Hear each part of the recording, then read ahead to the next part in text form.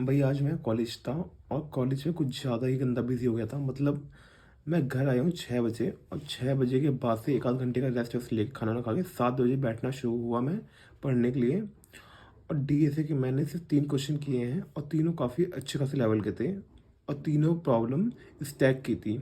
और बात है आज जो पीओटीडी किया वो चौथा क्वेश्चन मान लो, और उसके बाद एक और क्वेश्चन करने की सोची थी बट वो बहुत ज़्यादा ही हार्ड है, मतलब मीडियम लेवल पे काफ़ी अच्छा खासा है। उसका मैंने सॉल्यूशन देखा, समझ लिया, दोबारा करने की कोशिश कर रहा हूँ। बट अभी फ़िलहाल मैं ब्रेक ले रहा हूँ क्योंकि थोड़ा सा मैं थक भी चुका हूँ, नींद भी आ रही है और मतलब बस इतना ही है आज। तो ये क्वेश्चन दिखा देता हूँ कौन कौन से हैं। तो भाई सबसे पहला है एक मीडियम क्वेश्चन का, next greater node in link list. इस क्वेश्चन में तुम्हारा स्टैक भी लगने वाला है और तुम्हारा लिंक लिस्ट भी लगने वाला है और काफ़ी अच्छा क्वेश्चन है ये वाला। फिर उसके बाद है हमारा एक क्वेश्चन, इस क्वेश्चन में remove all adjacent duplicate in string. मतलब यहाँ पे हमें एडजेसेंट डुप्लीकेट हटाने हैं, इसको हमने स्टैक से किया है। तो मतलब ये भी काफ़ी अच्छा ही क्वेश्चन है, बट जिसे बोलते हैं ना सारे के सारे इजी मीडियम वाले हैं। इसमें कुछ भी ऐसा क्वेश्चन नहीं है जिसको देख के दिमाग हिल जाए, एक्सेप्ट दीज 4 क्वेश्चन। तो भाई यहाँ पे ये जो 4 क्वेश्चन है ना, ये चारों के 4 क्वेश्चन में इतना ज़्यादा दिमाग लगने वाला है क्या ही बताऊँ। जस्ट सेलिब्रिटी प्रॉब्लम, इसको मैंने अप्रोच खुद से बनाया, गलत आंसर ये। इसका मैंने सॉल्यूशन देखा, समझ में आ गया, बट मैं इसे अप्लाई कल करूँगा बिकॉज अभी इतनी दिमाग में ताकत नहीं बची है दोबारा दोबारा से अटेम्प्ट करने का। पूरा ही ज़्यादा थक चुका हूँ मैं। सेलिब्रिटी प्रॉब्लम, फिर उसके बाद एक मिन स्टैक, इसी ईजी है, बाय द वे ईजी है, इतना हार्ड नहीं है, थोड़ा सा दिमाग लगाना है बस। और फिर उसके बाद है लॉन्गेस्ट डिवाइस पैरेंथेसिस, ये भी बहुत तगड़ा है। और सबसे ज़्यादा तगड़ा पूरे पूरी स्टैक टॉपिक का सबसे ज़्यादा तगड़ा क्वेश्चन ये है, लार्जेस्ट ट्रायंगल इन हिस्टोग्राम।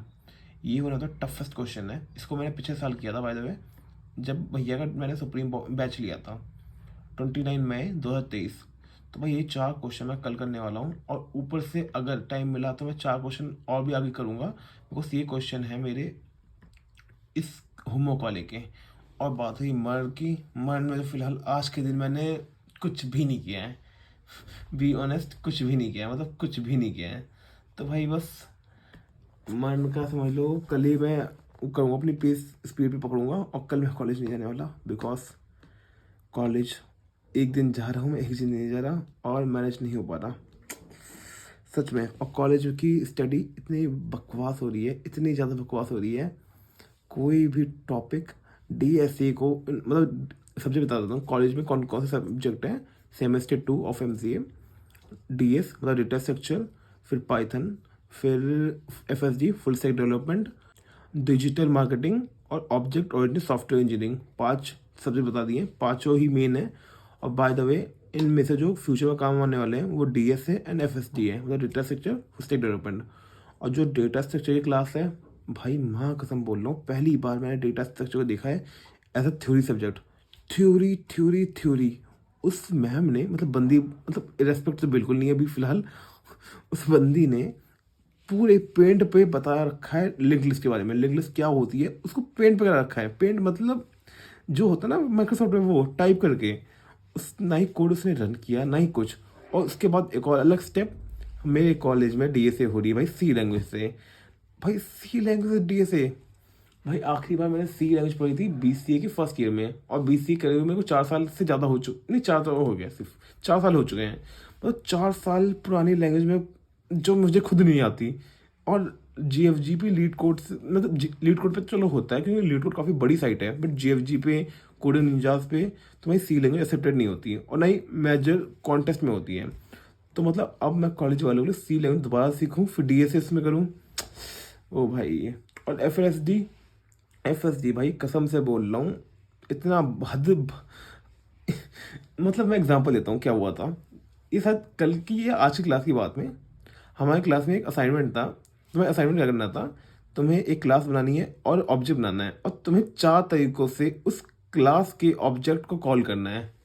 ओ भाई मन में मेरे एक ही सवाल आ रहा था कि भाई 4 तरीके से करने का कोई फ़ायदा है हमें इन फ्यूचर, करना तो एक ही तरीके से काम, तो 4 तरीके से अलग थोड़ा आउटपुट आने वाला है। तो मतलब एक चीज़ को 4 अलग अलग मेथड से करने की क्या जरूरत है, इससे बढ़िया कुछ अच्छी चीज़ सिखा दो।